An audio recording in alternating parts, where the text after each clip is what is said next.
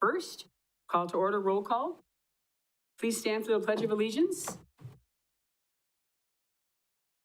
I pledge allegiance to the flag of the United States of America and to the republic for which it stands, one nation under God, indivisible, with liberty and justice for all. Identify possible conflicts of interest. Seeing none, move on to item D, public comment period, correspondence. At this time, I will recognize persons in attendance wishing to address the council. Upon recognition by me, persons may address the council first stating their name and address. Comments will be limited to no more than 5 minutes, and persons are asked to be respectful in addressing the council. No action will be taken regarding items not on the agenda. However, the council will take comments from the public under advisement. Please note that council members will not respond, to your comments or questions. Melissa Grazda, would you please come up?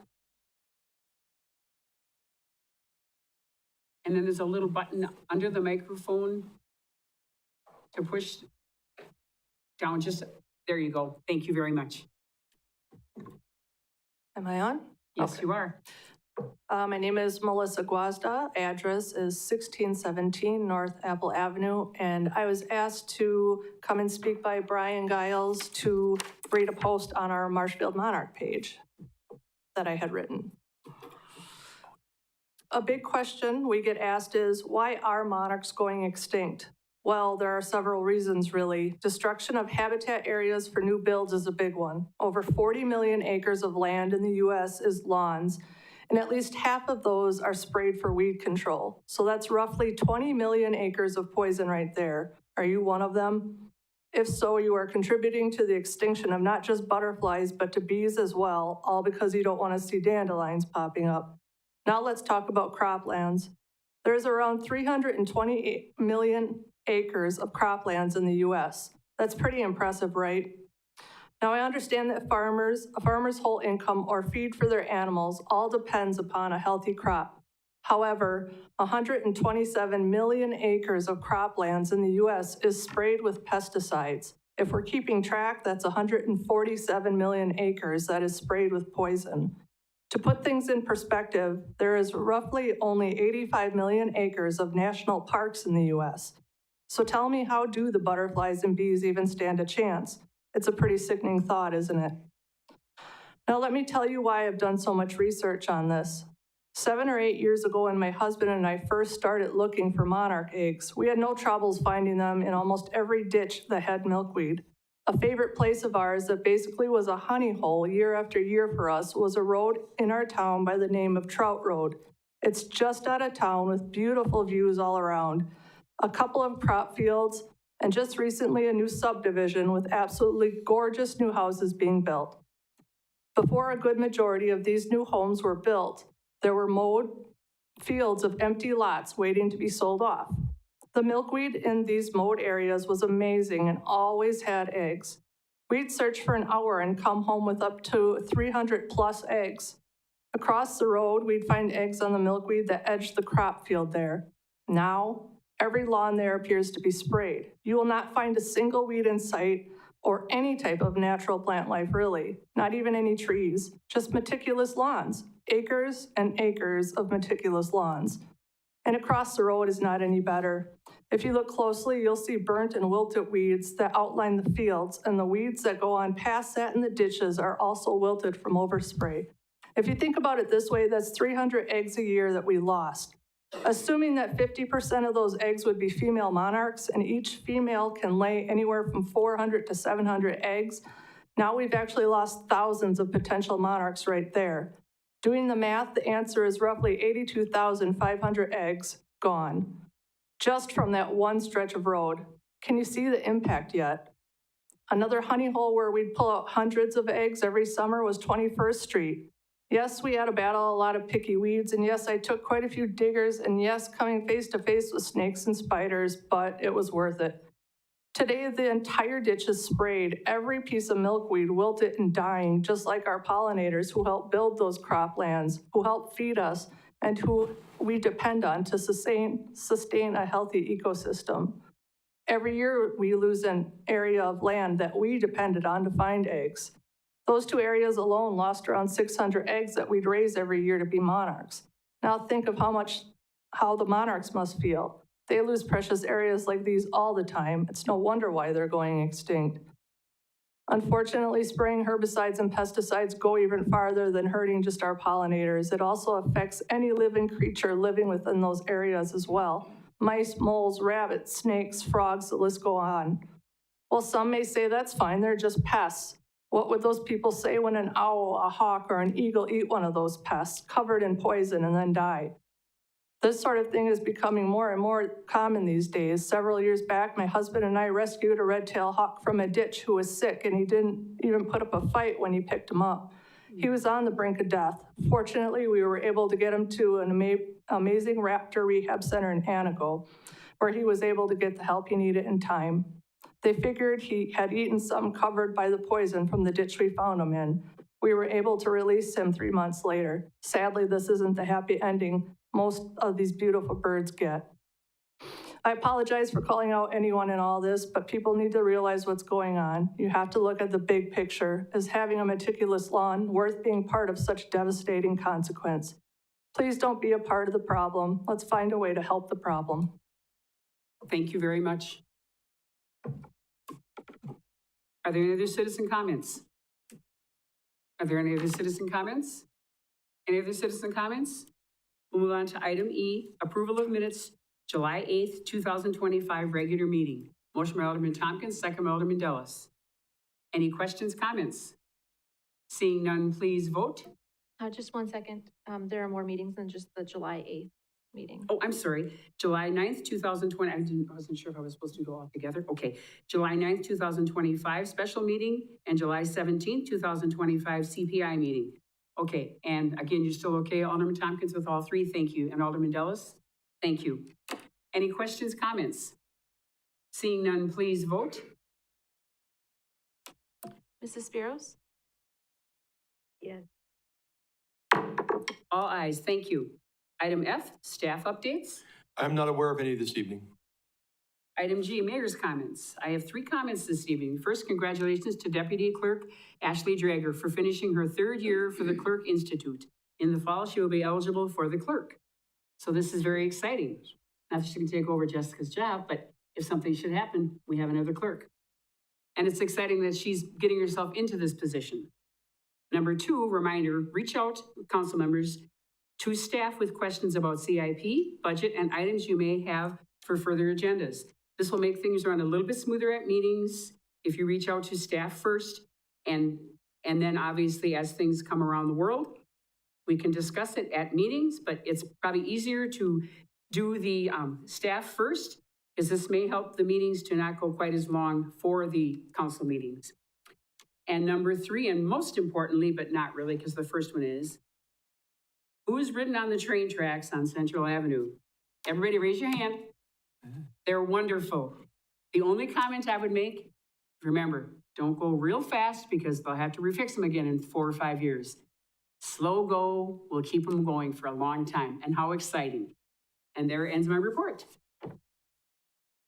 Item H, council comments. Alderman Tompkins. I just wanted to give a shout out to the Plan Commission and Bryce Hembrook, that group's been working really hard on changing some of our zoning, which is going to make housing easier in our city. And so I was just reading through the consent agenda, and I just thought, thank you for all the work that you've done this year, changing those zoning codes. Thank you. Anyone else? Seeing no more, city administrators update. Thank you, Mayor. 3 things. First of all, I'll just let you know that on Thursday, I'll be participating online from my office with the SEED committee in Wisconsin Rapids. City of Marshfield filed 2 grant applications for economic development grants with Wood County, one for the historic district signs, and then the other for the building revitalization grant program. It's very competitive. They got over $1.1 million in applications, and they only have $325,000 to give. So let's keep our fingers crossed and hope for the best so we can get some money for our projects here. Also, we did get a draft now from our economic development consultant for the economic development reorganization structure. I shouldn't say reorganization, the study of our organization structure for economic development. Kristen Bish from Redevelopment Resources had a chance to look at it, talk about it a little bit with staff earlier. She's making some changes, and that will come to you for the August 12th meeting for your review and discussion. Looking forward to that. And then finally, just a reminder that we have the second of our CIP special meetings on Thursday, July 31st here at 6 o'clock. And then after that, hopefully we'll be sending a plan off to the full council meeting in August for adoption. That's all I have. Thank you, Steve. Item J, reports from commissions, boards, and committees. Seeing none, consent agenda. Motion by Alderman Della, second by Alderman Giles. Any questions, comments? Seeing none, please vote. Mrs. Spiros? That motion passes. Thank you. And we can remove item L because there's no action. Item M, second reading of ordinance number 1533, creating section 14-03 of Marshfield Municipal Code, requiring replacement of lead and galvanized water service lines within the city of Marshfield, presented by Nicholas Cum, General Manager, Marshfield Utilities. Good evening and thank you. Tonight marks the second reading of ordinance number 1533, which creates section 14-03 of the municipal code and establishes a requirement for the replacement of lead and galvanized water service lines within the city of Marshfield. The ordinance grants the authority to develop a replacement schedule and provides a legal mechanism to ensure compliance. Following the feedback that I received during the first reading, I made some revisions to the ordinance. Just a brief recap of those changes. The notice provision now includes a defined timeline associated with inspections to provide more clarity. The language around replacement work has been clarified to ensure that the water utility is involved in that process. And then third, the enforcement section has been rewritten to outline a clear and actionable steps for addressing noncompliance, along with an updated fee schedule, or fine schedule, excuse me.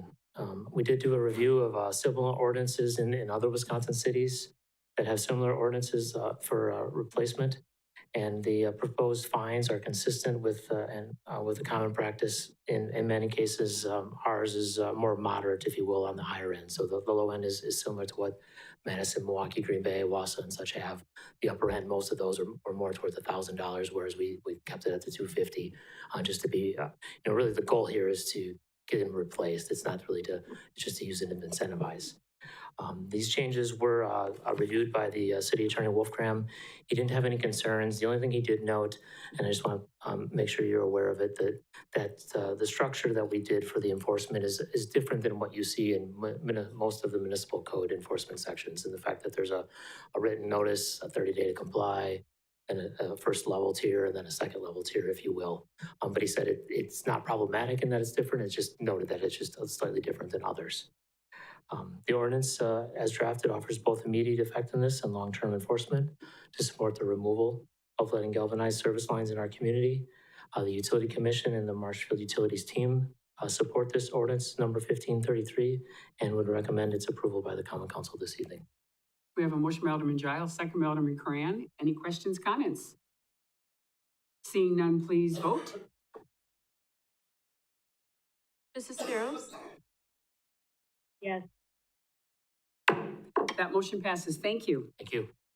Item N, request to approve budget resolution number 20-2025, adjusting the adopted 2025 budget for the TID number 12 fund, increasing up to $160,000, the repairs and maintenance service streets and related facilities account, decreasing the professional services account by $40,000, presented by Josh Moritz, Acting Public Works Director. Hi, thank you. So last week at the Board of Public Works meeting, a contract was brought forth for approval for the Yellowstone Drive water main extension. One bid was received in the amount of $135,992.25. The budget for this project includes that bid along with 10% for engineering and an additional 10% for contingency, for a total budget of $163,190.70. The project will be funded from TIF 12, and also Marshfield Utilities will, there's an additional contribution from them for upsizing the water main from 8-inch to 12-inch. So the TID 12 budget had $40,000 budgeted for this water main extension. So that, along with the $5,000 contribution by Marshfield Utilities, is a total funding of $45,000, leaving a shortfall of $118,190.70. So the budget resolution that we're seeking is to up to $120,000 to close that gap. And the budget resolution would take Economic Development Fund, they would advance the TID 12 fund to cover this cost. A motion by Alderman Della, second by Alderman Coran. Any questions, comments? Seeing none, please vote. Mrs. Spiros? yes, That motion passes. Thank you. Item O, consideration of possible action on resolution number 2025-24, resolution adopting and approving amendment number 1 to the project plan and amending its boundaries, tax incremental district number 11, City of Marshfield, Wisconsin, presented by Josh Miller, Senior Planner, Cedar Corporation. Good evening and thank you.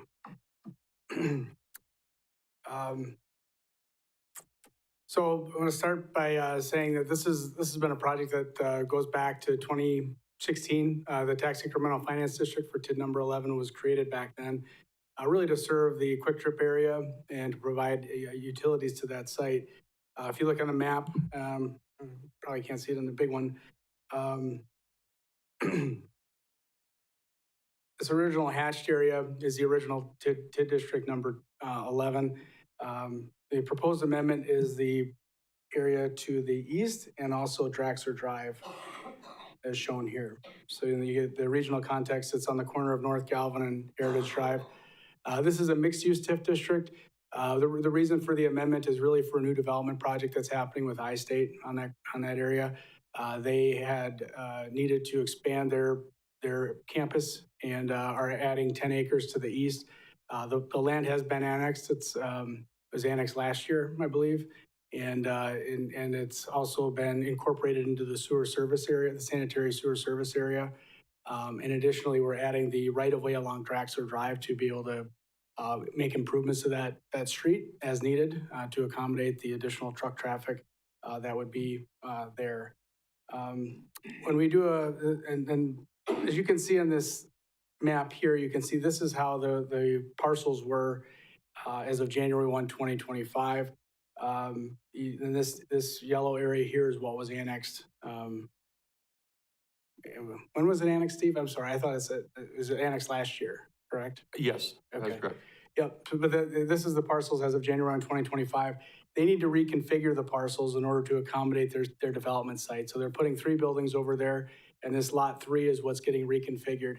The main reason for the amendment is you can't split a parcel with a TID boundary line. And so right now, if we were to keep this way, the TID boundaries goes right through part of lot 3. And so we have to make that correction and shift that out. So we're proposing to, instead of cutting out lot 3, we're actually adding all of lot 3 to be able to capture that increment, to utilize that money for the public improvements that are planned for that site. The TID amendment process is a multi-step process. We have to first convene a joint review board, which we did last week Tuesday.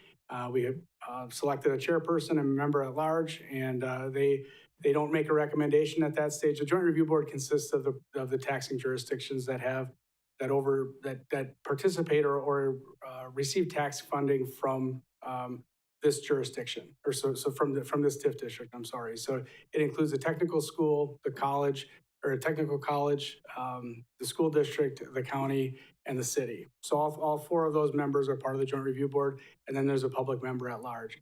Their final action will be to review this after the council takes action, hopefully tonight.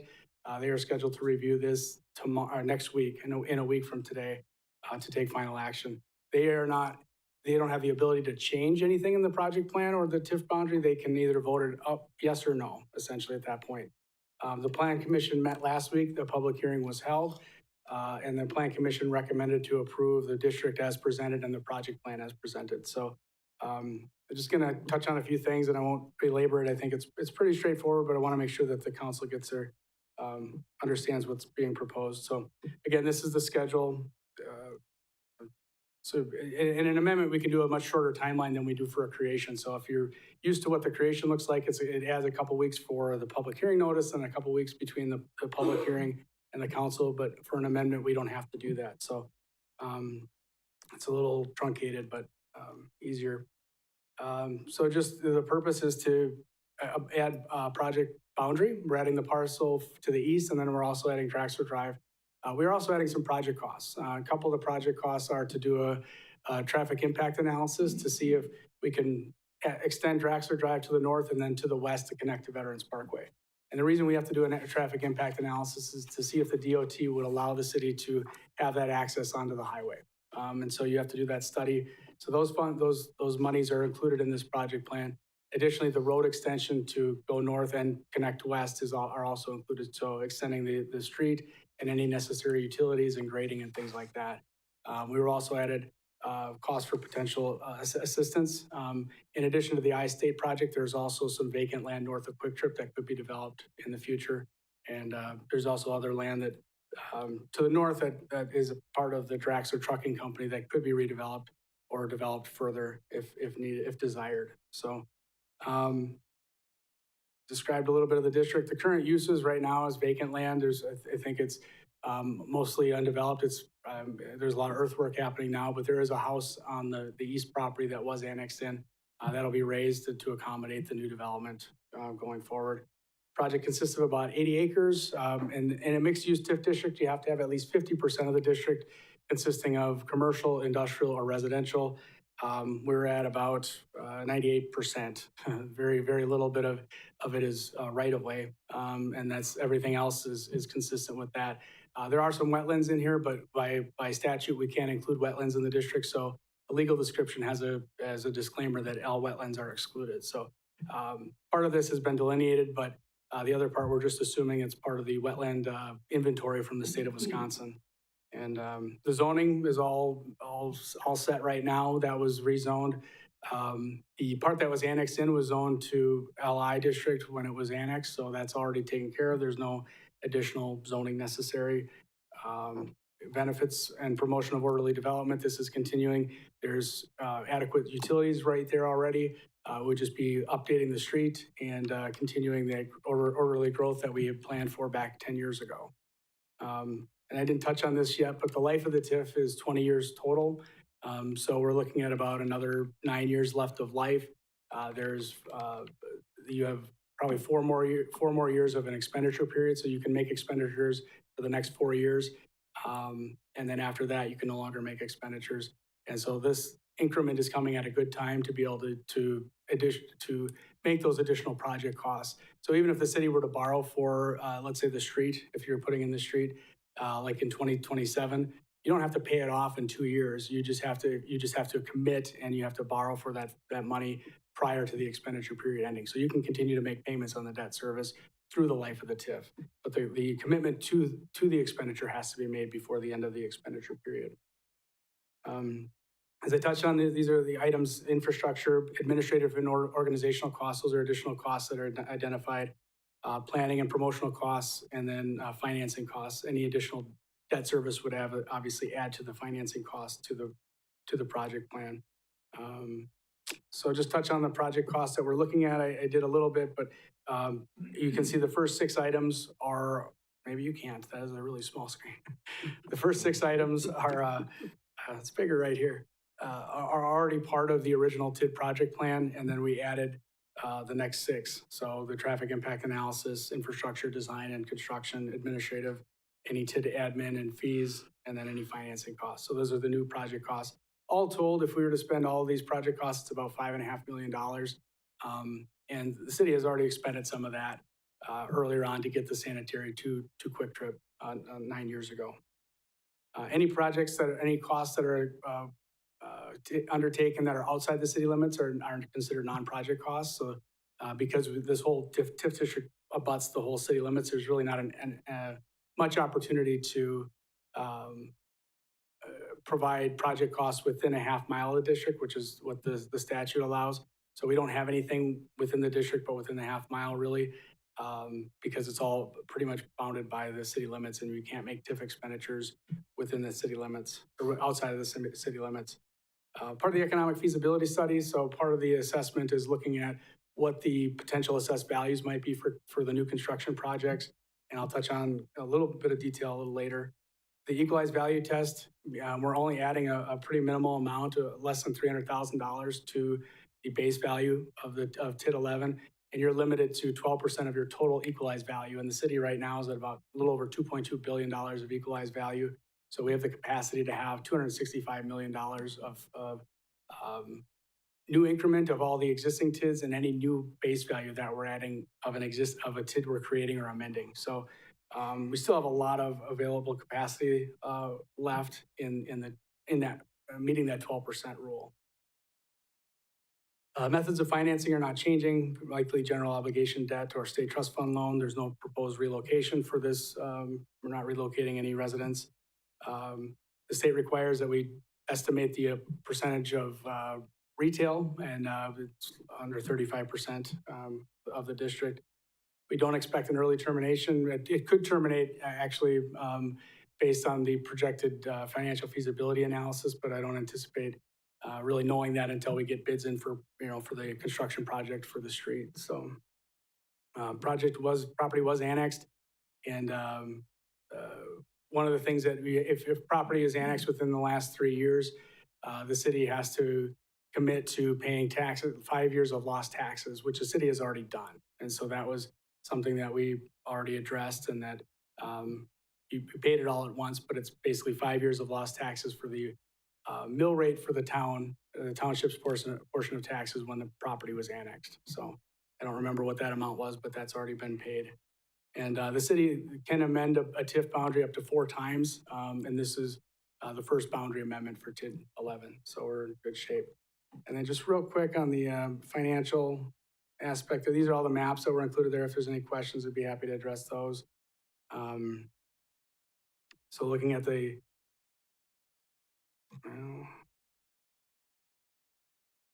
so these are the costs. So we do there's a few exercises. We work with your financial advisor, Ellers and Associates, just looking at, okay, here's the project costs that we anticipate that are new.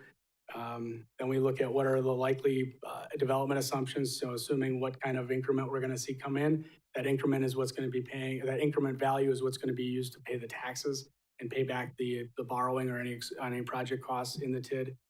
So we anticipate, roughly of $21 million of new value, plus the $4 million that's already been added since 2016. So it's about a $25 million. And we're usually pretty conservative. We get the estimated construction values and do a real conservative estimate on what we think. So we don't want to be short on our estimate. Project the revenue to be approximately $5 million over the course of, is this the right one? Yeah. That's a projection increment worksheet. So yeah, the revenue of about $5 million for future value increment. And then we do a estimated financing plan. All these things can change, but this is just kind of the exercise that we go through with Ellers. And then lastly, just to show the cash flow, show that it could possibly pay off. All the debt could be paid off by 2033. And the life of it can go to 2037. So conservatively, I think this is a pretty safe effort to go through and amendment to do. There were a couple good questions from the Plan Commission, and one was, let's say the building doesn't happen, and what happens if that doesn't work out? Well, the city ultimately probably isn't going to put the road in if the development doesn't happen.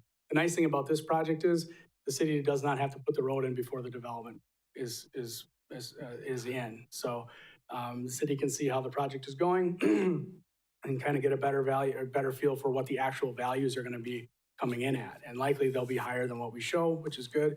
And then we can, make sure that debt service is covered by the increment that's coming in. And then as far as what we're asking tonight is to approve the resolution that's before you.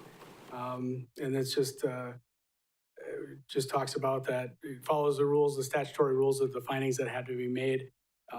It's not less than 50% of the district is suitable for mixed use, which I talked about, the residential, commercial, or industrial. Project costs relate directly to the mixed-use district. It's under the 12%, which we talked about. It's likely to enhance the value of other real property in the district.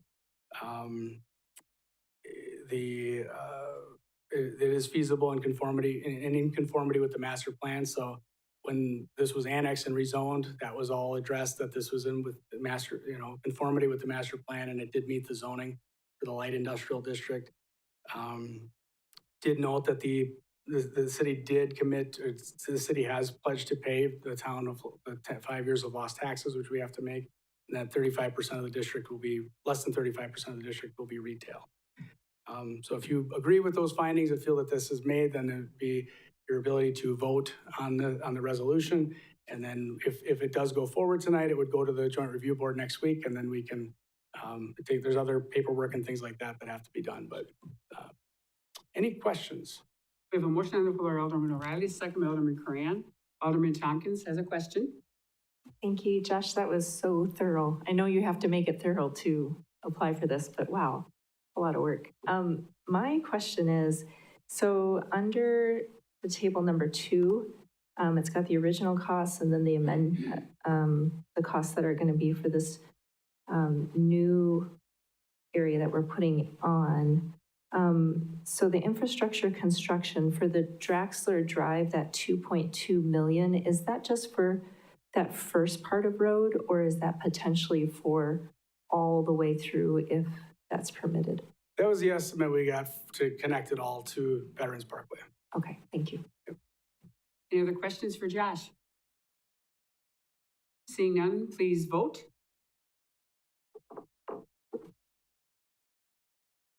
Mrs. Spiros? Yes. That motion passes. Thank you. Thank you. Item P, request by council members Dellis and Spiros for a $50,000 payment to the Fairgrounds Commission as a $25,000 city contribution towards building and facilities improvements for budget years 2024 and 2025, presented by Jen Dellis, Councilmember District Number 6. Thank you. So in the early 2000s, the city and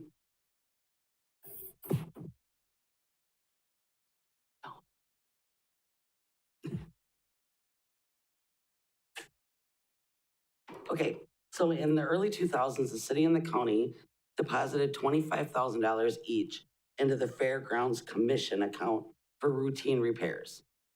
By approximately 2012, this funding was, funding was deemed insufficient to meet the repair needs of the Expo building and the Round Barn. As a result, the city borrowed $400,000. The city and the county entered into a formal agreement, which is Resolution 2012-15, committing each party to an annual payment of $25,000 for a 10-year period, which would have been to 2012 to 2022, to repay this loan. Notably, this resolution also anticipated that both entities would resume their annual contributions to the commission following the completion of the loan repayment period. The city in 24 had budgeted the $25,000. That money was reabsorbed into the general fund due to the wording in Resolution 83-41 and the commission's bylaws that stated this money was to be used for land-related improvements only. Now in 2025, those funds have again been budgeted, are much needed for repairs and the city-owned buildings. So I'm asking for a one-time suspension of the rules regarding land only and to release the $25,000 to the Fairgrounds Commission for use in the repair of the city-owned buildings. We have a motion by Alderman Coran, second by Alderman Giles. Alderman Tompkins? I don't think we know what the motion is. This was discussion of the body. Okay, so Alderman Coran, would you please? Motion to suspend the rule to use the money for buildings instead of land and to release the $25,000 to the Fairground Commission. Thank you. Alderman Giles? Yes. Thank you. Alderman Tompkins? So I just want to clarify, because last year we had it budgeted and we didn't give the 25,000. So is this motion just to give 25,000 from our 2025 budget, or are we also going to give the 25,000 that we didn't give from last year? So that would be a total of 50. currently I'm only asking for the 25,000 for the payment for the year 2025. Because of the fact that it's already been budgeted, we don't have to go back and try to find the other 25,000. Because the paperwork, or because the Fairground Commission, I guess, never supplied anything in 2024, I don't feel that we need to go back that far. We're gonna go forward from here. And so I'm just asking for the 2025.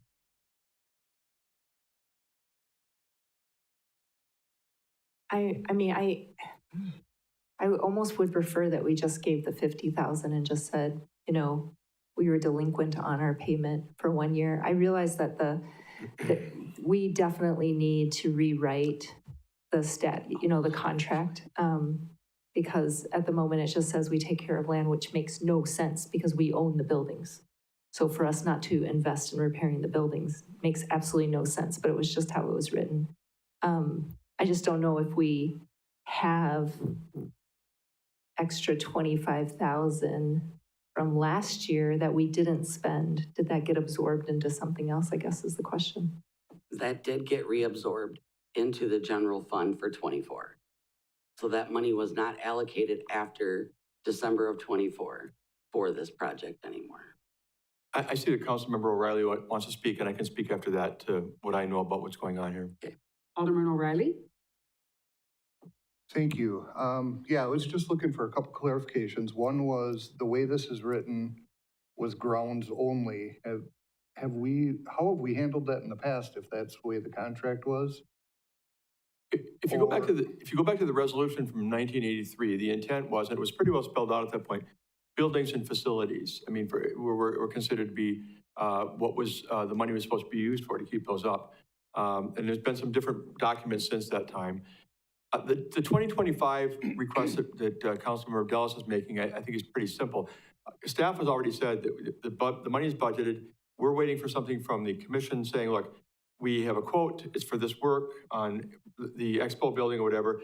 And once we've got that, we would then issue the check for 25,000 to the Fairgrounds Commission. So that's not a big deal. 2024, I'm still not sure exactly what happened.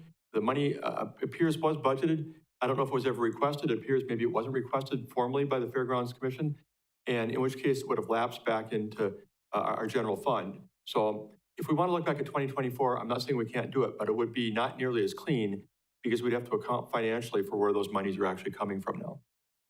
Okay. And just as a follow-up, by the way, I think we definitely need to take care of these buildings. But the other question I have is, does this require any of these funds to be spent on only city-owned properties and buildings? I think, yes, I'm looking at it, the Park and Recreation Director, he's nodding his head. That's my understanding as well. The answer is yes. Okay, sounds good, thank you. And I think the intent of the buildings and facilities piece was so that it was done on the property that we're trying to maintain. I mean, you could spend it on any number of things that are good for the grounds themselves, but it wouldn't be maintaining the value of those facilities and structures.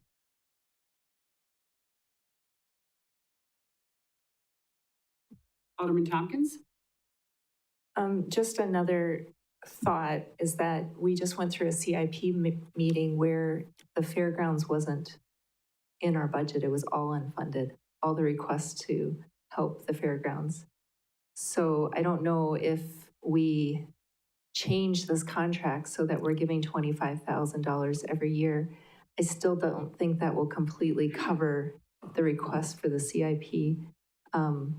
But this is an issue. Otherwise, this is going to be coming back every year with, we're not funding the repairs of these buildings. So I think we probably need to be a little more proactive. And I think the point was well made during that last CIP meeting that we need to take another look at that. A lot of projects, including some on the fairgrounds property, were put under what we call unfunded, which means we recognize their importance, but we're not talking about allocating the money. And again, that was never any disrespect to the fairgrounds. It's based upon the fact that our street needs and all of our other needs are so high that we really aren't able to balance the CIP. But we're going to meet with Justin and Jennifer and Josh as well as need be and go through this. And I think at least a couple of those projects look to be a fairly high priority to get done. Maybe others are not that high priority, but I think we definitely have to look at trying to incorporate the higher priority ones back into that CIP so that they're funded, at least the ones that definitely deal with things like health and safety and necessary maintenance. If they're lower priority, that's a different thing. Any other questions, comments? And Alderman O'Reilly. Thank you, right under the wire. I'd just like clarification. I think there was some confusion on the 50 versus 25, and if it's a one-time situation, make sure we have the motion is I was just gonna following ask all Jess that, to- so, yep. yeah. If you would please reread the motion, Jess, thank you. Sure. What I have for the motion is a motion to suspend the rules of the fair contract to allow payment for building maintenance this year, releasing $25,000 to the Fairground Commission. Okay, Yes. given no more questions, please vote.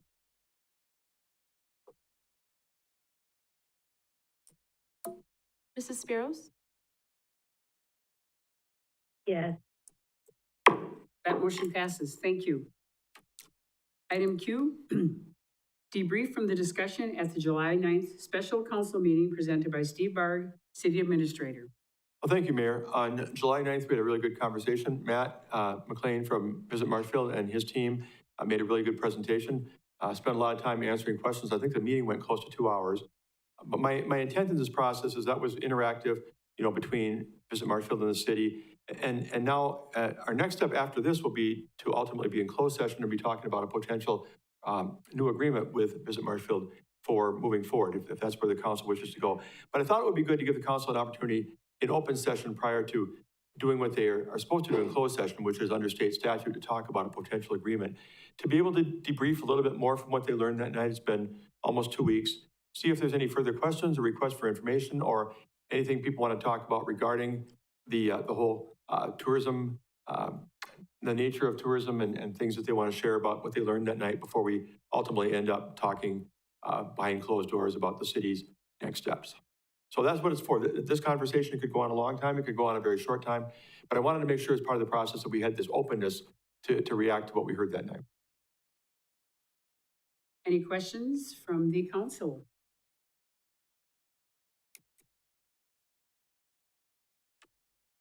Okay, seeing no questions, we will move on then. Thank you for that, Steve. To item R, receive report on progress of items identified within the city's 2022-2024 strategic plan request from Councilmember Tompkins at the June 24th council meeting presented by Steve Barg, City Administrator. Thank you, Mayor. Well, as you mentioned, it was back on June 24th in preparation for our strategic planning with the consultant, which we're hopefully going to get scheduled soon for early fall. Councilmember Tompkins thought it would be a good idea to see what have we done from the past strategic plan. And just to remind people who maybe aren't familiar with it, we've had 2 previous strategic plans, at least in the time I've been here, 2019 through 2021, staff-driven, brought forward to the council, some tweaked a little bit, and then approved for that 3-year period. And then we did a re-up of that from 2022 through 2024. So I thought it would be a good idea, and I agree with her, to try and see what have we done fully, partially, and what did we not get to during those 3 years. I do want to make a statement before I start, though, and it's been an interesting last 3 years. We've had some staff turnover. I thought back to in fall of 2021 when we put this together, many of the key positions we had in place back in that day people are no longer here. I could name them all: fire chief, police chief, HR director, and everybody. And besides the turnover, we've also had some issues with COVID, and that was not the early part of COVID, which we all know was 2020, but it kind of lingered for a while. So this is not to make any excuses. It's just to say that between staff turnover, staff vacancies, and some other issues, we've had some challenges, but I think we've done a good job of trying to get as much done as we can from the 2022 to 2024 plan. So I'm just going to highlight it real quickly for you. First of all, a reminder what the 7 key areas we identified under the previous 2 plans to follow: administration, communications, economic development, financial management, human resources, infrastructure, and quality of life. There's nothing magic about those 7 categories. We just felt that those were the areas that we wanted to focus on back in the day to move those things forward in improving the city. First of all, goals on administration. The first big one we had for 2022 through 2024 was to get the citywide property revaluation done. Forward Appraisal did that for us in 2023. They did an excellent job. Given the fact it had been many years and there were a lot of changes in the valuation, I think they did a good job of handling the complaints and the concerns, and it went well. Second thing was to try and encourage use of technology by citizens to access our services. And I don't know if we've made a real comprehensive effort toward that. Just a note, if I put yellow on the shading on the board there, that's one I think we largely got done, at least substantively. Blue means we got some done, we made some progress. If I haven't highlighted a goal, it probably means we didn't make much progress toward that at all for whatever reason. So one of the things we did do under technology, we've continued to use our Evolve software. Kind of started out with development services, but it's been expanded to engineering and other departments. And it's been a good way for people, not just contractors and developers, but other people looking for permits and looking for information to connect with our services remotely and be able to apply for permits and connect with our development review process. And then finally, to provide more orientation and training to the council and committees. You know, I put yellow, maybe you could put blue. I think there's more that we can do. We've talked about how to get them more up to speed on their duties and give them a better orientation. But one thing we did do, it's been 2 years in a row now that the city attorney has conducted a training session. The first time it was just with council, and the last time committee members were also involved, I believe, or invited to hear about open records, open meetings, code of conduct, ethics, all the kind of things that you need to know as an incoming council member or committee member. What are our responsibilities? What are the parameters of our job to make sure that we don't end up in a bad place? And I think that Attorney Wolfgram has done a good job and will continue that in the future. Communications, there were 3 goals as well. First one was increase the volume of public information and citizen engagement. I think I can tell you without, I think you know this, that Tom Laux and David Ballerstein have done an excellent job of reaching out to the public. They've increased our presence on the various platforms, whether it's the website, Facebook, everything that they do to try and get the word out about what we do and to try and get people, the citizens, involved. So they've explored and presented new initiatives to council and staff. One of the ones we've used is public input. We've done surveys on several issues that would have helped us to find out what the public thinks about our services and about the proposals before the council. And then Tom has done a really great job of creating and having a consistent weekly newsletter. And he's told me, and I've seen evidence of this, how we're building the number of people who signed up to get this newsletter. And it goes out every week. It tells what the meetings have been about, what the upcoming items are, and ways that they can plug in to their city government. Research and identify stakeholders. A survey was conducted about viewership on cable TV and other platforms. He's been working with producers to try and get additional programming on the channel and on our various platforms so people see what's going on. And then identified and assisted local nonprofits looking for greater publicity. That's the Marshfield broadcasting part of what he does as opposed to the government side. And then trying to enhance funding for communications beyond franchise fees. I don't know that we've made a lot of progress on that. I think you know that franchise fees are not increasing. They're fairly flat. And costs are increasing for staffing and equipment and everything they do. So trying to get more money into the program is the only way we're going to protect ourselves from needing to use tax levy to fund communications. Done some minor things, tried to, on the margins, got funding for the certified site video that was done for that project. And that was, he produced it in-house, did it well. And then they've been looking at options for alternative revenue sources whenever they can.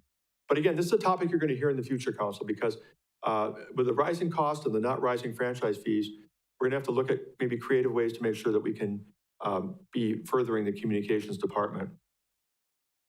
Economic development, 3 items. 1, to support creating new housing. Denyon Homes project is bringing 77 new housing units online. The goal was 100 for the 3-year period, so we didn't make it from that project. There's continued to be some small development in Daniels as well and other homes being built, but I think we made a big stride with that project at 21st and Washington. And we have a housing committee doing a really good job. Natasha's now the chair of that committee. We just met the other night, looking at ways that we can use the Affordable Housing Fund as one of the things. That money that we saved from, that we captured from 1 year of TIF District 5 when it was closed, roughly $400,000, gives us a chance to look at housing needs. One goal was to develop a new industrial park using TIF District number 12. And we created the district creation in 2022. And then working together, Josh is our consultant, Karen Olson, who was here at the time as our business development director from Mackey, many others working together, we were able to secure certified site status for that project. And that's been really helpful to us in terms of trying to start marketing that new 123 acres. And then finally, we wanted to implement an economic development strategic plan. And we've kind of postponed that informally without talking about it because we don't have a director of that department, which would make a project like that really, really hard. Financial management, some success here. Reduce the structural budget deficit, improve the bond rating. Yes and yes. without any hesitation.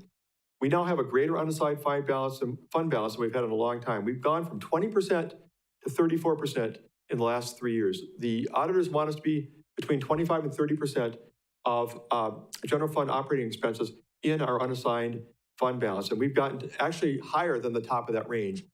And we've done that in the last 5 years coming from nowhere. So that's been a lot of great work by finance department, councils, and other people have been part of budgets.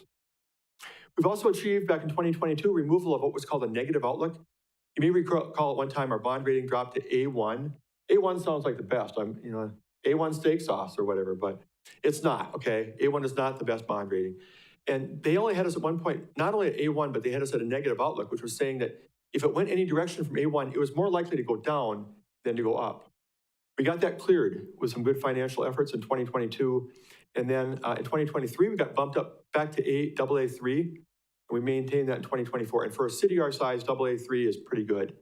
And again, I want to congratulate Jennifer, Jordan working with her as our accounting manager, Ellers, our financial advisor. Everybody working together has really gotten us to a better place financially to be worthy of a bond rating that's higher and better for our borrowing. And then maximize use of ARPA funds for projects. We got almost $2 million from the ARPA program 3 years ago. We used that $1.93 million for a lot of great projects. We tried really hard. I think Jennifer did a report for us a few months back, but to use it on things that are best for the whole community as a whole, broadly speaking, to get the best bang for the buck. And now the reports have been provided and everything went well. So we're really, very thankful for that government program and for how those monies were spent. Human resources, 3 goals. Under the guise of the effort of Sarah Dressel, our HR director, we fully implemented the 2018 compensation plan. That was by doing an update. We had a market update from McGrath, and we took that update, and the council, I applaud them for going with the program. We made a commitment. Hopefully we're not going to fall backwards again to where we need a new update anytime soon, but the new pay scale was adopted. It's being implemented, and we want to continue to press forward with not falling behind and finding ourselves out of sync with other communities. Sarah's been working hard also, continuing what Jennifer Rakey, our previous HR director, was working on to align personnel policy across the various departments. And been working now with the library. They've been very conducive to this and trying to modify their policies when they're updated by the council to adopt, to be part of their policies as well. And police and fire has also kind of gotten on board the non-union as best they can with city policies where appropriate also. And then enhanced performance management system, trying to get more out of how we work with our workforce to try and have goals and be pursuing them, helping to grow and develop those individuals. Again, Sarah's done an outstanding job. She's revised this over the last couple of years. The last update we've had is to now have a mid-year review along with an annual review. The mid-year review being a little bit shorter, just touching base, where are we at on the goals? Where are we at and where you're supposed to be working toward and making progress? It's a good half-year update to make sure that we're moving ahead toward the things people are trying to achieve. And then performance improvement plans as needed. And training sessions with League of Wisconsin Municipalities is something we're working on and trying to keep up with. Sarah has some other great ideas for trying to help with staff training in the future. Infrastructure, got East 17th Street reconstructed from Maple to Peach. That was on the docket for a long time. I can still hear Tom Witzel in my head saying how many years we're going to back that up. It needs to be done over by the fairgrounds. That got completed well in 2022. Looks great. Adopt a development plan and timeline for 2 major projects that we've talked about many times in this room. The police department relocation and moving the public works garage. I'm glad to say the police relocation is moving along well. Josh Moritz, Jody Gerink, our police chief, working with our consulting firm on the design and engineering. That's going on well. It's off to a good start. We look forward to continuing that process with construction hoping to begin in 2026. The city garage project that's on hold, I think we all realize that that's a big project. Not that the PD relocation is not, but finding a location for the city garage, whether it's co-locating with the county or finding a new site, and then the financing plan for that, which is obviously not going to be inexpensive. I think we all know that we're going to have to look for grants or some other financing to make that possible. But as we continue to work on the Weinbrenner redevelopment, I think it's going to become imperative that we find a way to relocate the public works garage at some point if we're going to make that corridor what it can be on the west side of 2nd Street. And then finally, coordinate street and sanitary work with Marshfield Utilities, help in the replacing of lead water lines, try to tie together where we can. Again, I can't say enough about our public works and engineering staff. We've been trying very hard to work with utilities in terms of trying to tie our work with the work they're trying to do to replace those lead water services. You see the statistics at the bottom there. In the last 3 years, during the 3-year time period of this project, or this strategic plan, there have been 613 lead water services replaced and 143 sanitary sewer laterals replaced as well. So it's been good. We'll continue to work with utilities to the best of our ability to be in sync with them and to be helping them accomplish that goal where we can. And finally, quality of life, which is important to any community, certainly. And Justin Casperson has been working on a lot of that, our Parks and Recreation Director. Our continued development and connectivity of trail systems. I like to talk about quality of life as being an economic development driver. Some people don't see it that way. But people, when they want to move here, bring businesses here, they want to see good parks and trails and a pool. So we worked on that. Under his leadership, we've completed the Adler Road Trail, slow down, Steve, from Sycamore to Weber Park. Got a design cost estimate for the connection of the trail from Butternut subdivision there, Parkway area, to Greasy Park. And working on Greasy Park projects in the CIP. We're going to talk about those. I think Councilmember Tompkins brought those up before. Some of that I think might be in there. Some of that will require other funding outside of city government to achieve. A lot of work done on Emerald Ash Borer. The plan has been implemented for Brain Park area. Protecting 5-year plan, it started in 2022. As you see on the list there, over the winter, we have 5 different zones. We try each winter to try and clear the ash trees in one zone. It's a long process to try and take care of this problem, but I think they're really on it. And then the logs are removed and auctioned off, and a big fun thing in the spring is to replant. You get 5th graders involved, you get volunteers involved, and have a really good time replenishing, reproducing by planting more trees. Developing a systematic replacement plan for the Brain Park amenities. Justin and our consultant worked really hard to put together a plan. The question of how soon we can fund all those, of course, is up for grabs. But you've seen a lot of it, and you're going to see more because we want to improve Brain Park step by step with those amenities to make that the best possible place that we have for having fun and enjoying the recreation in our community. And then finally, you may remember a couple of years ago, there was some concern about the cemetery in terms of when we have to clean it up and did people know about it? They had different things out there to honor their loved ones, and maybe we were taking them and storing them. There was some confusion. I think, again, Justin and the staff have done a really good job since then. They've got signs installed. They've got the rules displayed on a displayed case. They post signs when the cleanup is going to happen. We do a lot of PR with Tom Laux and his staff to get the word out. Been working with the Catholic and Lutheran churches to have them on board for what we're doing and why. We're not trying to be bad guys. We're trying to make sure that the cemetery looks clean and well kept.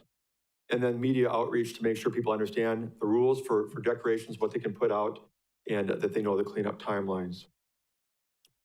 So in summary, I mentioned progress was limited by staff shortages and transitions. Having said that, I think you saw a lot of things on that list that were either done or at least partially done during the past 36 months. And I feel proud. I give tremendous kudos to our staff for being able to work on those things in the midst of all the other things that happen on a daily basis.